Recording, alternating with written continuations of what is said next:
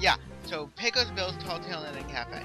Now, they are having some statue issues, so you're not going to see the statues like you did in Pirates of the Caribbean and stuff.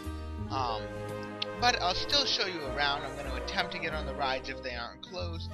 As you can see in here, this would be the Country Bear Jamboree. Yet there are no country bears.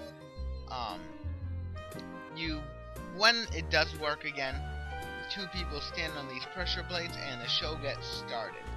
And it's quite the neat show here in MC Magic. And it's really a worthless attraction in my opinion anyway. At the real life Walt Disney World, it's just not that great of an attraction. I mean, I've had such better experiences on any other attraction than that. So, yeah. But anyways, we are right now going to just walk down a little bit down Frontierland. You can get pork chops. Over here, there's a disposal. The disposals I showed you in a previous video, but if you haven't watched it, you just put it there. I'm not going to put anything. Maybe I'll get an ice cream or something. Nom nom nom. Eat it, and then you click disposal, you put it in, you click disposal again, and it's gone. I don't remember if I showed you that, so if I didn't, there it is again. The Frontierland Trading Post, this is where you can collect pins and stuff. Really is quite the neat, especially for an avid pin trader like myself. It really is a fun place to go and trade with people, different collective pins. If you don't know what I'm talking about, in Disney World they sell pins and stuff. And yeah. So right here is the Frontierland Shooting Arcade. It's pretty much like your classic arcade, and it shoots. You shoot things like targets and stuff that pop up and stuff. It really is fun. It's the only thing at Walt Disney World that costs extra money. Now here, if you didn't see the sign, is the not hoop-de-doo, never mind. The Diamond Horseshoe. This you can see a little show. I haven't actually eaten here in real life because it used to be an exclusive club. Now it's a restaurant. And I could have gotten in the exclusive club, but I just never really wanted to, because my family are Disney Vacation Club members, so I could have really gotten in if I wanted to. Now here's the Columbia Harbor House, and that is for a future video. Or maybe that's not, but it looks like it. And out here we have Liberty Square. That will be in a brand new episode. Or the next episode.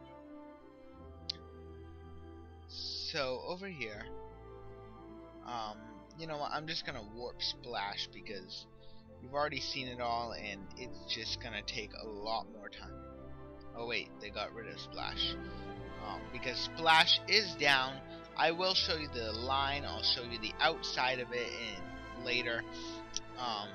But I cannot ride it actually, since I can't ride it, I'm just gonna take the time to go through the actual standby. It's usually either an extremely short line or an extremely long line. So you can either get in under 20 minutes or you have to walk this whole way, and it takes about probably over 60 minutes. I've been fortunate enough to be, every time I go, in under about 40 minutes. But that's the longest I've ever waited. But you do wait a lot longer, especially in August, the hottest month of the year. And oh, they opened it. Alright, cool. So perhaps, alright, so I can get on. That's cool. Alright. So they fixed it. Yesterday it was down, and for some reason I thought I had a dream that it was back up, that I saw people riding it, but perhaps I didn't. So I'm just gonna let this ride go for a little while. You can read the blue text, that's what it's saying. And I'm not gonna tell you my story yet. I may tell you a few little tidbits and stuff when we pass them. But I'm not going to tell you my story yet, as this is quite the long ride. So, yeah. But this is the Briar Patch, and you can see the top of the drop. This is actually not even close to the top, but it's not close to the bottom either. So, up the hill, and we're working our way up, a little teeny dip.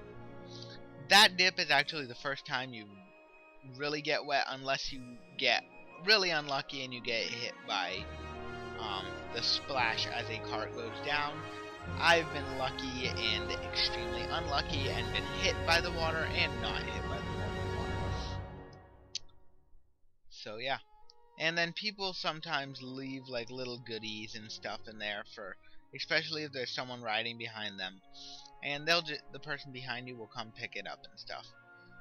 It's kind of fun to do. So I just usually check in here.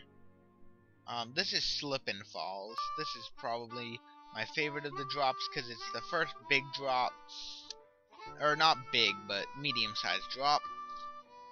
But it's not really my favorite drop, but it's definitely up there. That's the only one I really remember the name of.